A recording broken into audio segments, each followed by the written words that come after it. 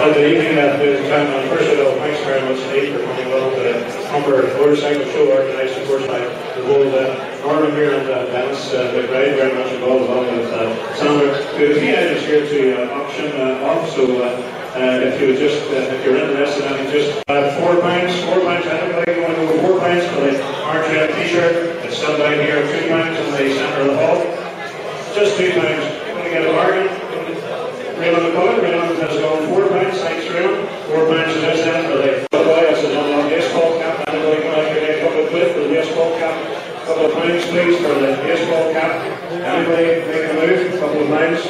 Yes, no, a couple of pounds. Going to start at a pound then. Anybody must be worth a pound for the baseball cap. Kiki Ryan on the day after goes this morning. Just a pound, no. Anybody for non-long baseball cap? £4, that's the Ballygan Industrial Club again. £4 going once, £4 going twice. Daily is up to £5, £5 and thanks for it. £5 over beside you here. Getting on for the Kia sweatshirt and a £5. That's a real bargain and a £5. Any advance on £5 here.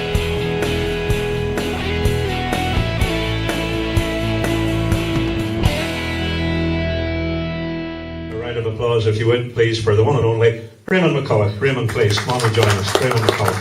Thanks, Raymond. Thanks for coming down. And also, if you would perhaps keep the applause going then for the man who won a couple of Irish championships this season, his first 2 Irish championships, of course, on the KMR Kawasaki's. Give a round of applause to Jimmy Hamilton, please. Thanks, Jimmy. Here he comes. And a man who needs no introduction in this part of the world. He lives not too far from here, from Saintfield. Please give a round of applause to Davy Morgan, please. Thanks, Davy. There he is. And now moving from a couple of riders to a team manager, and of course a very successful team, because I'm delighted that Tim Martin from Martrain is here, and give him a big round of applause. British Championship winning team.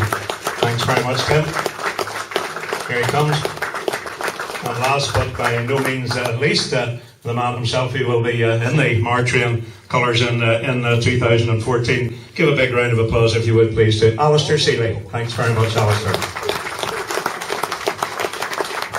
Good man, Alistair.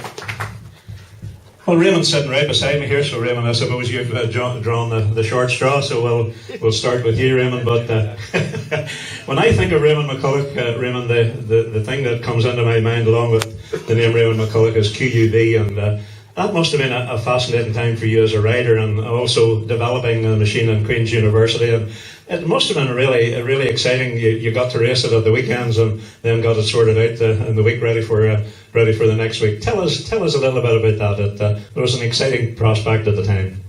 Well, people used to say I didn't go to my work, so that I went to my hobby. I don't think that was right. It was exciting.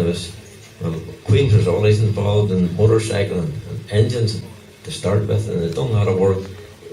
Prof Blair did do a lot of work along with Yamaha at one time, and it was Mr. Zinaka from Amsterdam was the man he was involved in. And there used to be a lot of students would have come from Yamaha in Japan, and they'd been running engines at home, and there would be like doctors and things showing them different readings and all the high-tech stuff, round engine, all the...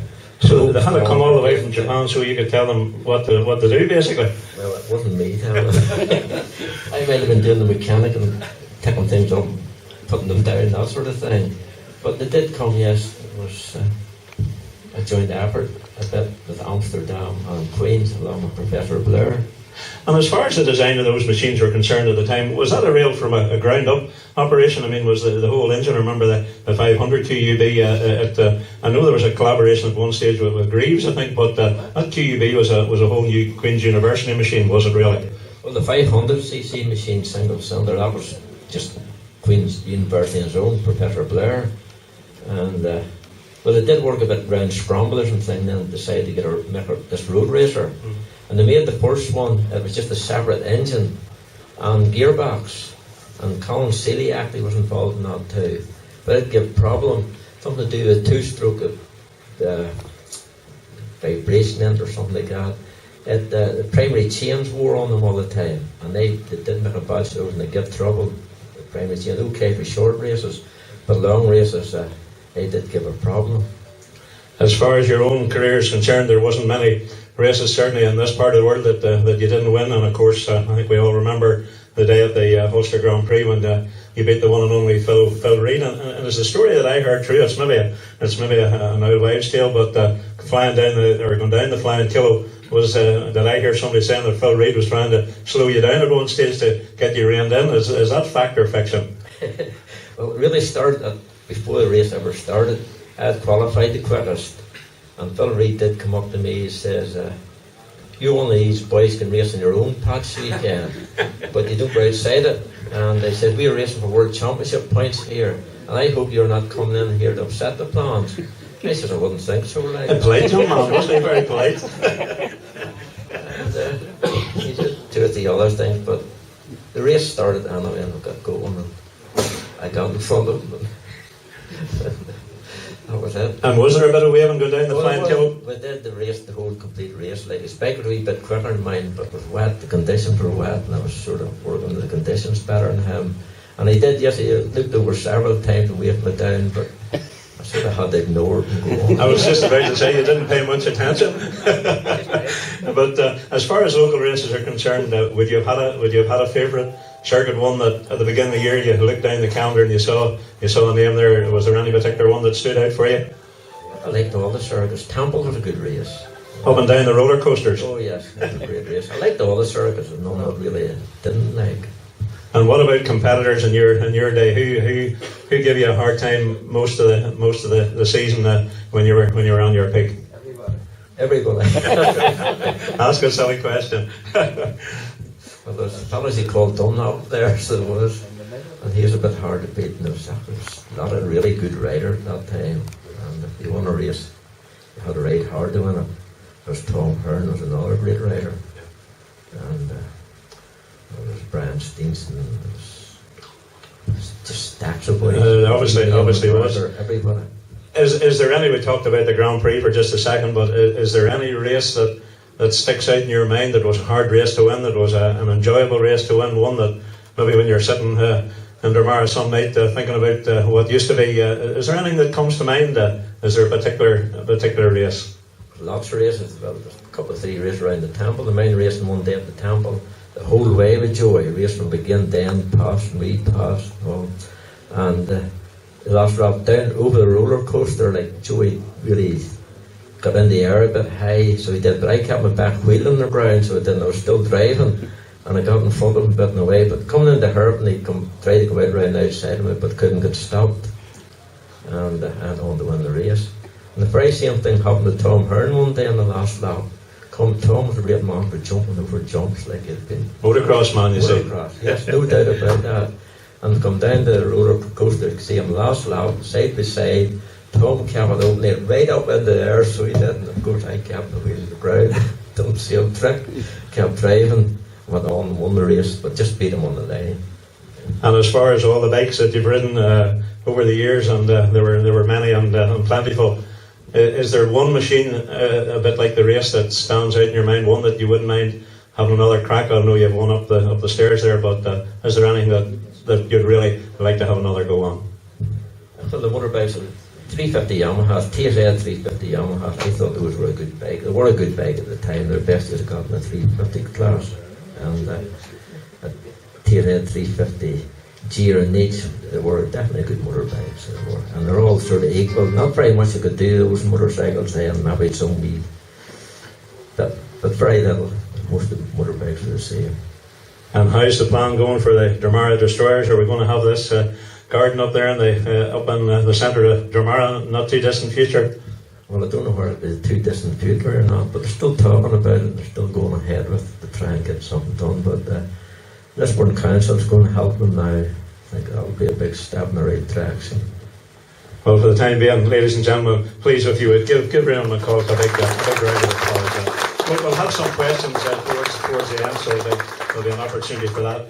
It just so happens that my bit of paper says Jamie Hamilton. He's sitting right next to Raymond here. So, Jamie, first of all, congratulations. A very successful 2010 2013 season. You hadn't won an Irish Championship. Then you got the Super Twins and the Super Sport, and third in the Irish Superbike, just behind Derek Shields and Michael Dunlop. So all in all, a very successful 2013 on the national scene for you. Yeah, for sure. Coming into 2013, I didn't really know how it would go. 1, 2, 3 tests. Yeah. So always got a spare. I didn't really know. Very technical piece of equipment there.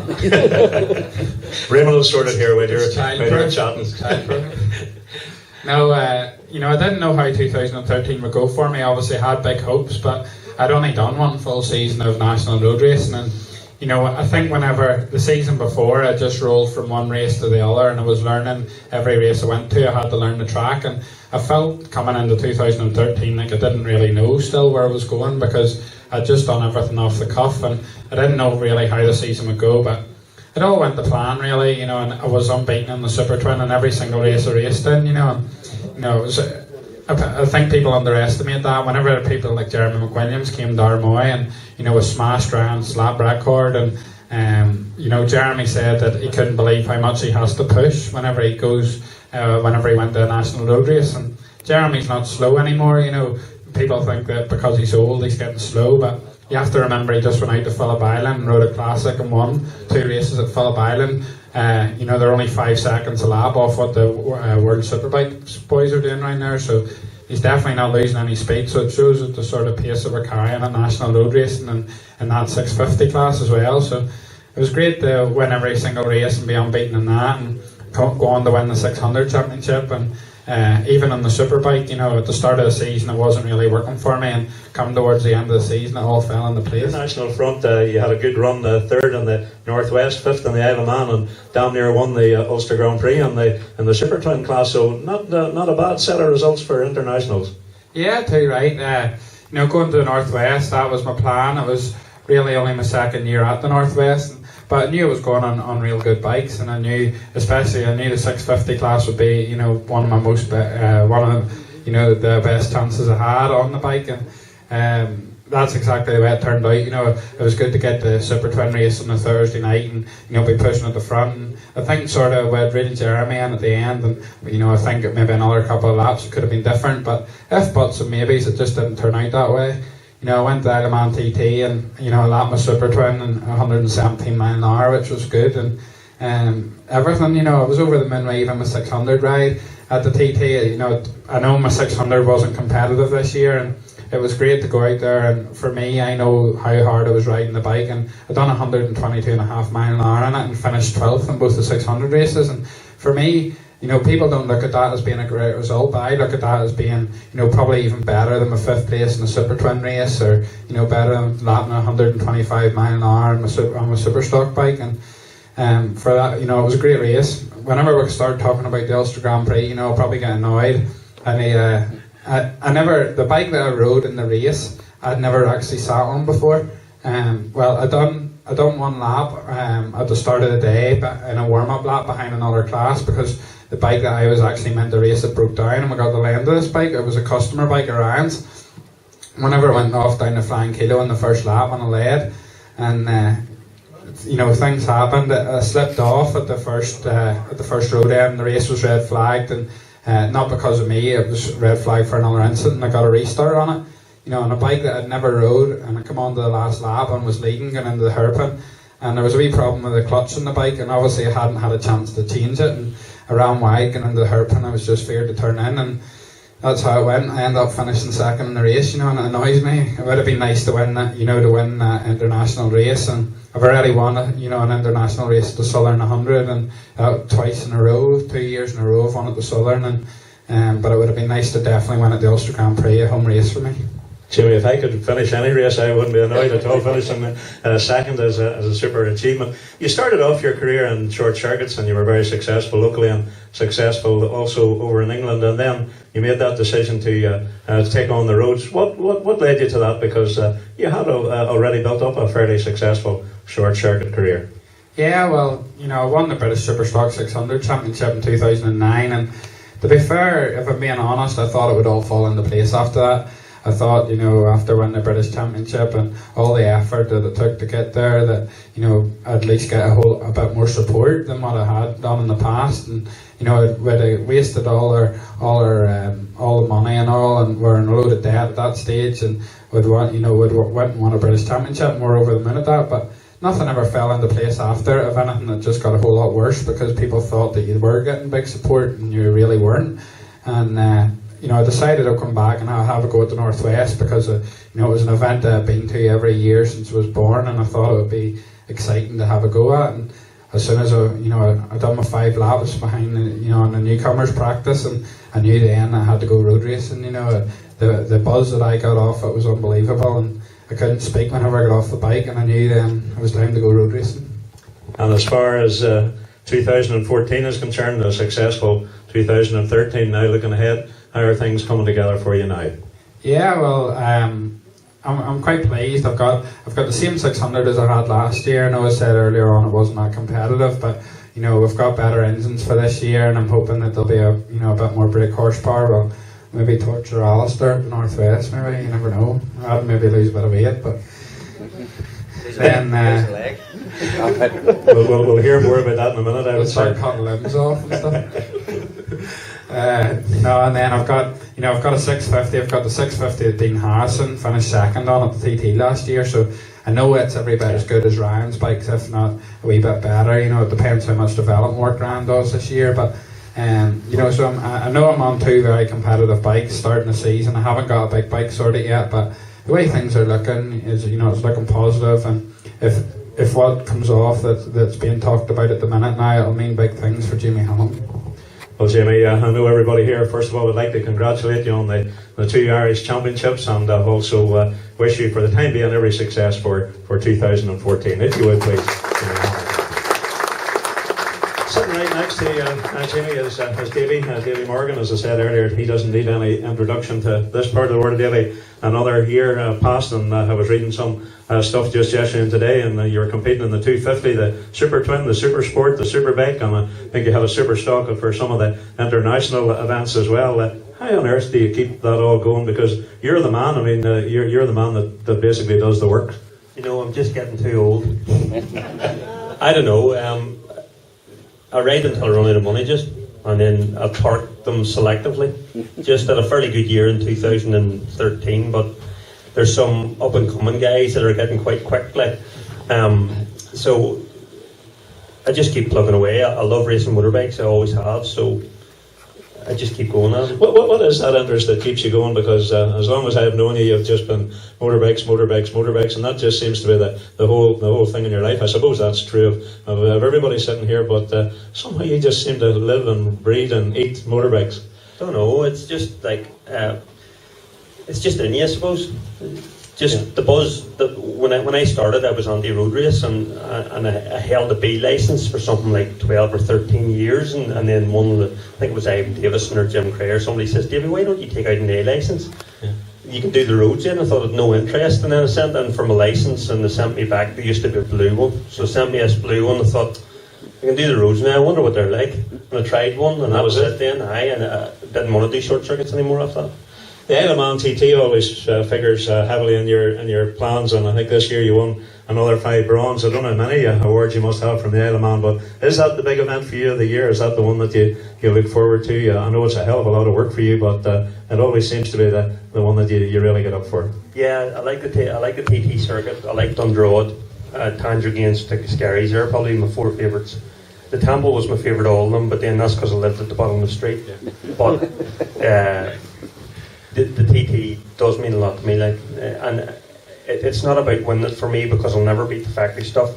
It's about going faster myself and achieving goals for me. So that's what I always aim for. And then when you're doing that, you're getting in among them anyway. Yeah. What is it that makes a good lap on the TT? I mean, is it consistency? Is it knitting all the corners and all the various bits and pieces all together just to make it as nice and clean and tidy, or is there any art to it at all? Is it just about knowing the circuit, I suppose, perhaps? Well, for me, it's staying calm and not scaring the shit out of myself, really. Just say what you mean, Davey. Don't muck about. Well, I suppose you ask a question, you get an answer, and that was it. That's just it. Blunt as it, like so.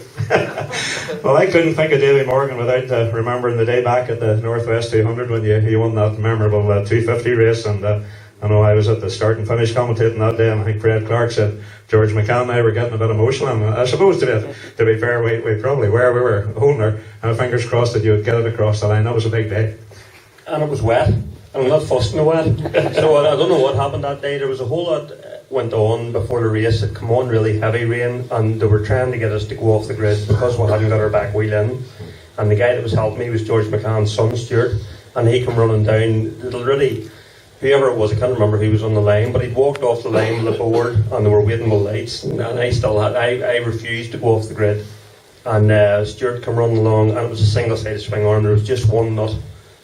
And they got it on and got the R clip through it, and whatever fired me up for that. Just I thought, going into your corner in the first lap, I was about 8th, and I thought, just screwed that up.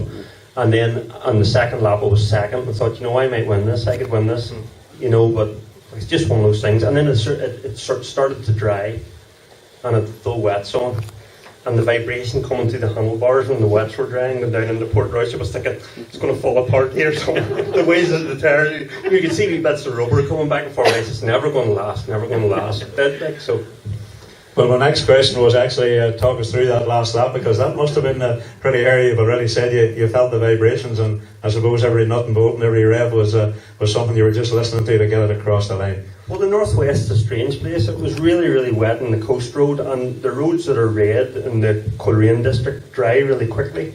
And they were dry on the second lap. So you went round the fast parts, round Mathers Cross and down into Port Royce. And the roads were basically dry. And then the coast road held a lot of water. It was really wet. So I was making it was me and Nigel Beattie were dicing. And Nigel's bike was faster than mine in the straight lines, but I was making up time in the coast road. But I don't know, as I say, I'm not fussed in the wet, and I don't know what happened, but I got it anyway. Well, we're delighted for the day that you did. 2013's done and dusted. 2014 coming up. What's your plans for this season? I have a new 650, and I have the same super stock Honda. We managed to get our hands on Michael Dunlap's Superbike off Hunts for this year, and the same 600, and I'm trying to talk Tim in to give me an engine for it here. All right. We'll give you a bit of time at the end. Yes, not even buy it, just give me it.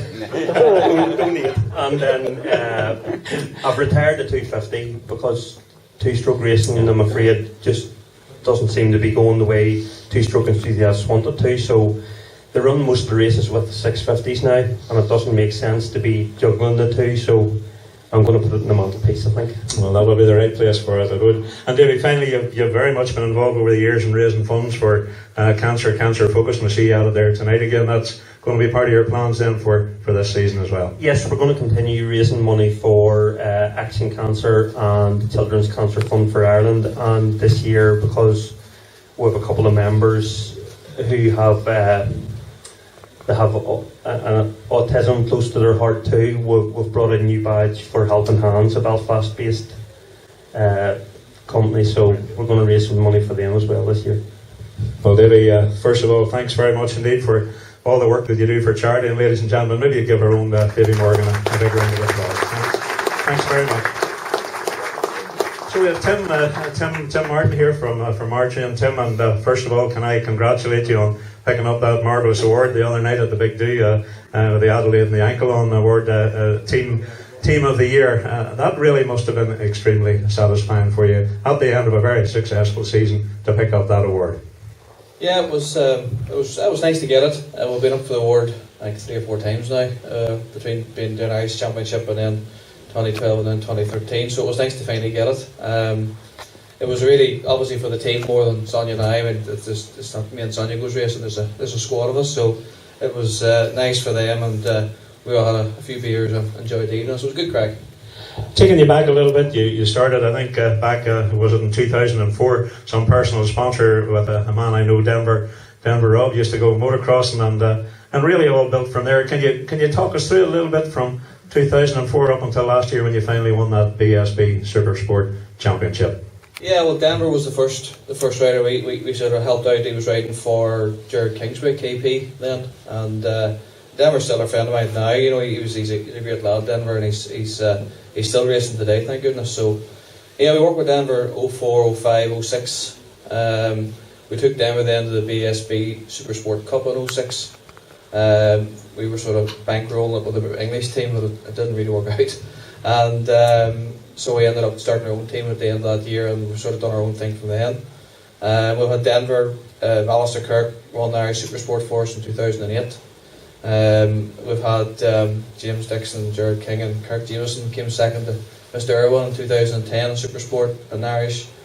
And then we moved up to the British side of it, and we had Jack obviously in 2012, Stuart last year, with Alistair for this season. So yes, we've been it's been enjoyable. I wouldn't say it's all fun, but it's been enjoyable at times.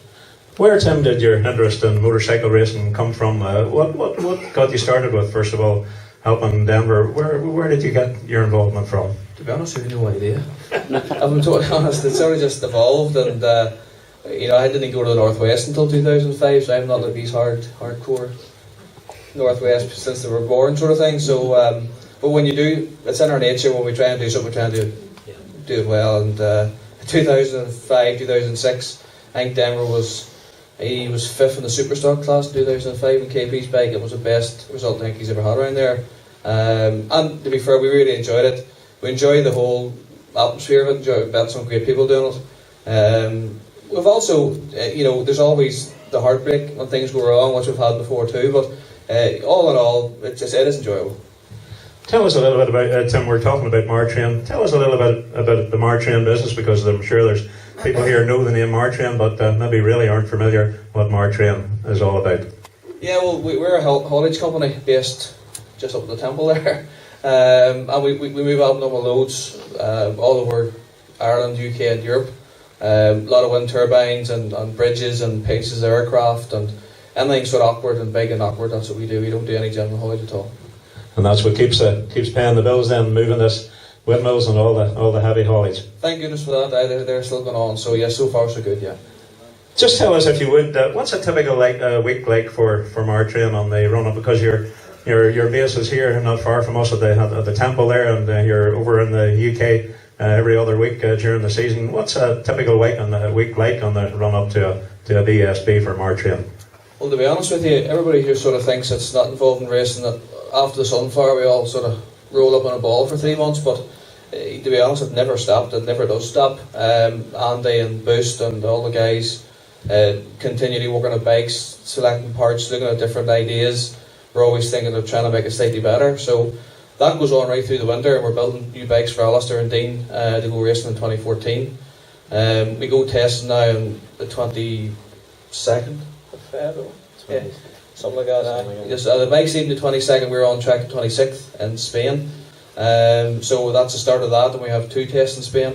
But usually the bikes leave on a Wednesday.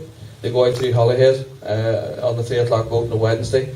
The guys drive down through the night, get there on a Thursday, set up the pit, and then it all starts again. And on Sunday it's like something out of a Camwell run, trying to get back for a boat usually. So most people have got work to do on a Monday, so it's hard work, but the guys seem to enjoy it. Well, finally, Tim, you've signed Alistair next year, and he's obviously a proven Super Sport champion, and also we'll talk about in a second the man up in the Northwest, and of course, Dean, your hopes for 2014 BSB Super Sport number 2. Yeah, well, obviously that's what we're aiming for. There's no guarantees in this sport, we all know, but you know, we're doing everything on our part to have a good run. The bikes are the best we've ever done. They're all new. Alistair's a fantastic rider, so we just need to get it on track and learn over the last 2 seasons working with the same type of bike. But Dean's a different thing. Obviously, we're sort of venturing into the road racing side a little bit more.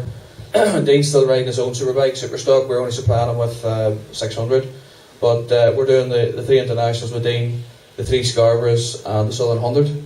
So we're looking forward to that too. It's something different. I actually looked at the calendar the other day and I thought, my God, how am I going to get to work? But it really is. It'll be a hard year. I mean, it starts, as I said, our first race is Dean Scarborough at the start of April. 13th. That's the first race for us, and then we're Brands Hatch with Alistair, and then it goes on and on and on, you know.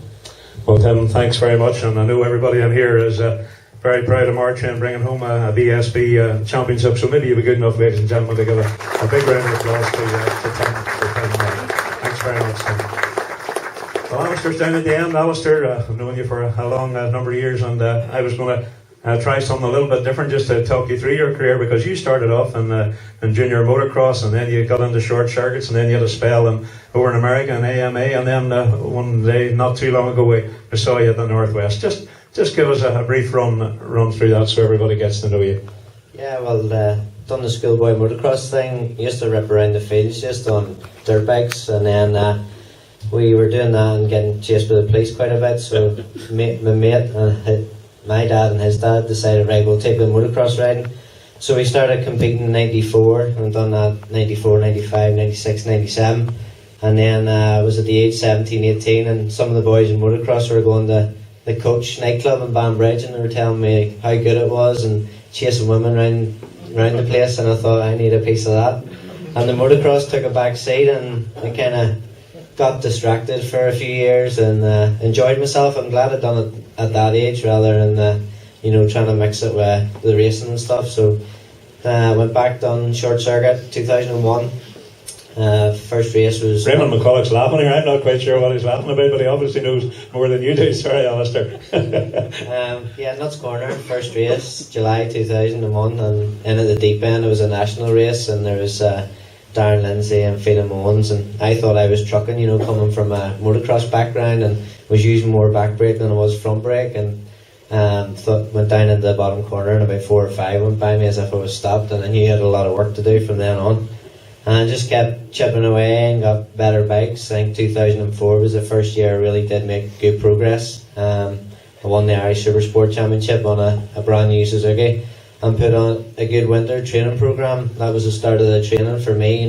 I realised that after that winter and you put the hard work in, it definitely pays off, and it hasn't changed every year since that. I've always knocked my pan in the winter and all throughout the season, and it's paid off. As far as the roads are concerned, Alistair, when you first came my notion was your first outing in the Northwest 300. I think that was back in 2007, was it? 2006, thereabouts. But what I do remember about it is right from the Tuesday night practice right through to Thursday night, you were really on it, and somehow you really took to the Northwest like a duck to water. Yeah, I think 2004 was my first year, and then the next year I was on a Superstock bike, and then it was 2006 was my third year, and it seems to be you serve your apprenticeship for a few years and you learn the ropes and stuff about the Northwest. And I didn't want to jump in and go mad at the beginning. I just always listened to my dad, and he says, don't be falling off on a road race. So I just stayed within the curbs and the limits and rode my own races. And then 2006, finished 5th in the first Supersport race. And then it was the second race that actually, I beat John McGuinness on the last lap, and that for me, that was, to beat John McGuinness, I felt really special, and it was a great result. And every year after that, I've podiumed every year since that, and since 2007 was my first podium with Van Fit Yamaha on the Superstock race, finished second, and then 2008 I joined JMF, and that was the first year that I got fast machinery, because the Northwest is known for you need fast bikes around there and tuned engines. So 2008 was the first time I sat on a tuned engine bike, and I took the fight to Plater on the Yamahas and Hutchie, and I think I got my first win in Superstock race, and then I've won every year since that. So it's a nice wee winning streak I have going. Yeah, it absolutely is, because that winning streak is now up to 10, and that just leaves you 1 short of Michael Rutter and just 5 short of the all-time record of Robert Dunlop.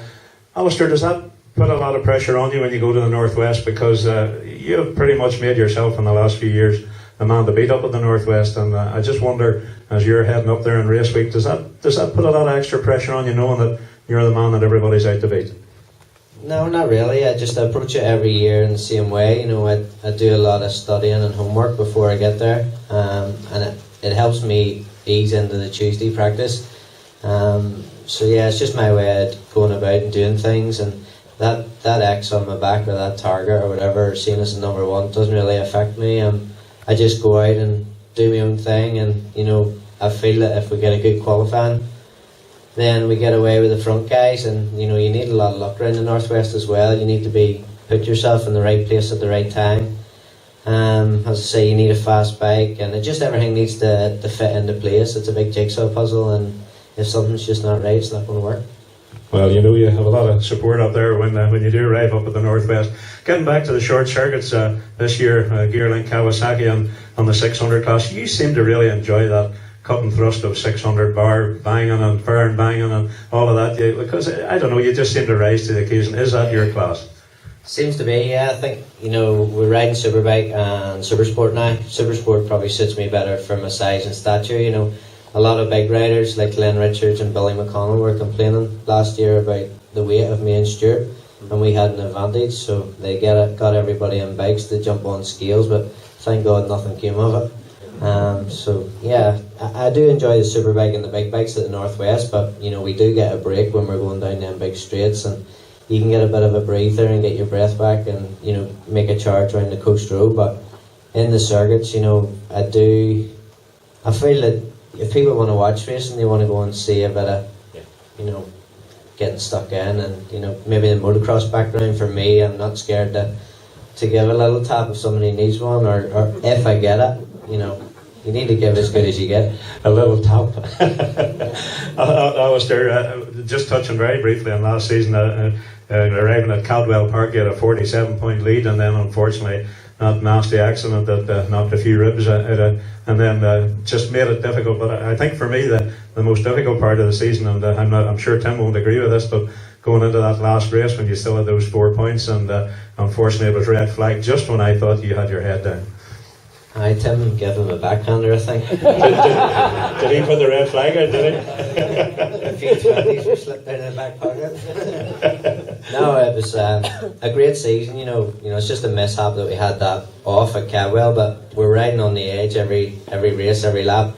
These things happen. It happened. I had a bit of a buffer in the championship, but I just struggled for 2 or 3 rounds. It didn't help after it on at Cadwell. I went 2 weeks later to Donington and jumped off first practice and landed on the same side, and I had an infected elbow at that time and a few broken or cracked ribs, and I managed to do a few more, and it was just hard. I ended up reverting to sticking a nappy down the inside of my leathers to try and ease things, and a few painkillers and stuff, but adrenaline's a good painkiller, and I tried as best I could, and I felt good at the start of the races, but as they wore on, it was just hard work. And I was going from, I'd finished every race I think on the podium bar one race at Knockhill up to that point of getting hurt, and then after that we dropped around 8th, 9th, and it showed. So I came away from Donington and just spent a fortune on physio, and went to that hyperbaric chamber in Macromorn and spent a few days in it, just trying to get myself back to 100%, and it did work. And I came to Assen, and that was the first time I started to feel like myself, but Stuart got the double, which made it even more stretching away from me, and I just needed something like a slight mishap, and of course we got that at Silverstone in the first lap. Stuart slipped off, and I needed to get maximum points back to put the pressure on, and we got maximum points, and it was a nice wee birthday present as well. I turned 34 and race number was 34, so it was a nice wee celebration. And then of course the second race was, I think I'd done more than a bit of a tap to Jason O'Halloran, and I got a 10-second penalty out of it. So all that hard work of getting back in contention and getting myself in good shape and getting that win and then getting that, so I was just a bit peeved off. Well, certainly we all felt terribly sorry for you. I know probably Tim didn't at the same time, but nevertheless we definitely did. Finally, Alistair, obviously you've signed for Martrain and a local team. That must be sort of a comfort as well, is it? Because they're just up the road from you. You can pop in at any stage, and does that mean a lot to you as a racer? Yeah, definitely. I've when you talked about the history of the Martrain team, 2004, I was back racing in the Irish Supersport and Superbike Championships, and seen the team grow and grow, and always had a real professional look about it. And then when, to be honest, they come to British Championship and do what they've done within a short space of time, needs a lot of, what's the word I'm looking for? Commitment and money. Round of applause. Balls. Yeah. And then there's the bikes are just mint, and it's a privilege on the bikes again. Well, I know Alistair, everybody in here and everybody in this part of the world wishes you every possible success for 2014. Ladies and gentlemen, Alistair Sealer. What I'd like to do now, maybe went a little bit longer than we had anticipated, but are there any questions from the floor for any of the panellists? Anybody got a better question than I've been able to pose so far, or a different question? Any questions for the panel at all? Oh, you're terribly shy. Any questions at all? No? No? Well, if not, ladies and gentlemen, can I ask you just one last time to give a big round of applause, of course, to Ray, to Jimmy, to Davey, to Tim, and to Alistair here, and thank them very much indeed, and the very best of luck to each and every one. Thanks all very much. Thank you.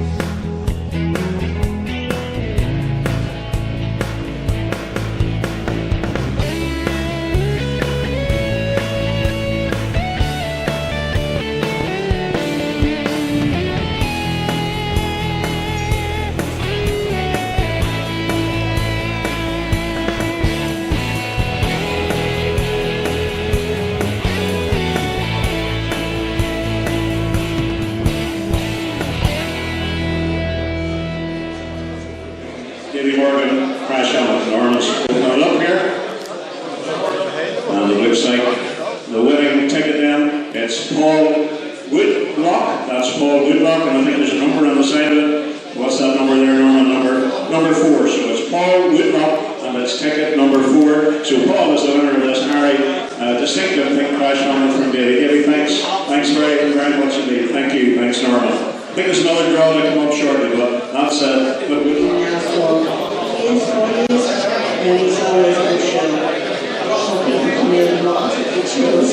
you put an awful lot of effort into this injured riders fund that I've done for many, many years. It's an extremely worthy cause, and I just say on behalf of everybody, thanks very much for the effort you put in, but obviously you must still enjoy it.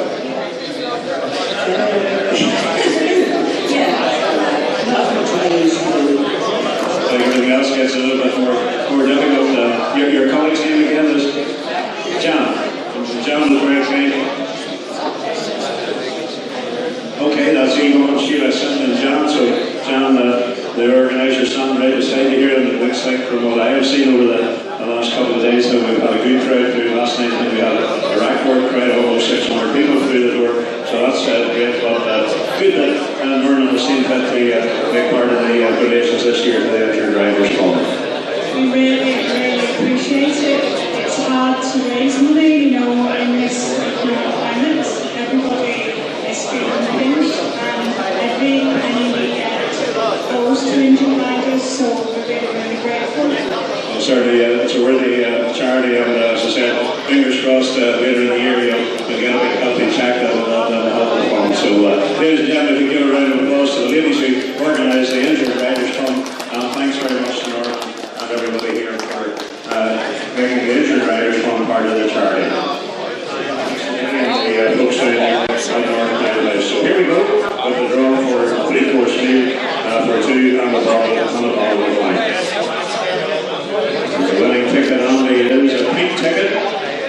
It's a pink ticket, and it looks like it's Ricky McKibben. Ricky McKibben.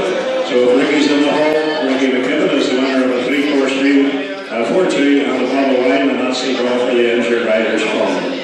So thanks very much again to the ladies here, and we have the winning ticket here. Maybe I'll let some of the ladies hold on to it, and I'll just read out the name again. The winning ticket is Ricky McKibben. Ricky McKibben. So thanks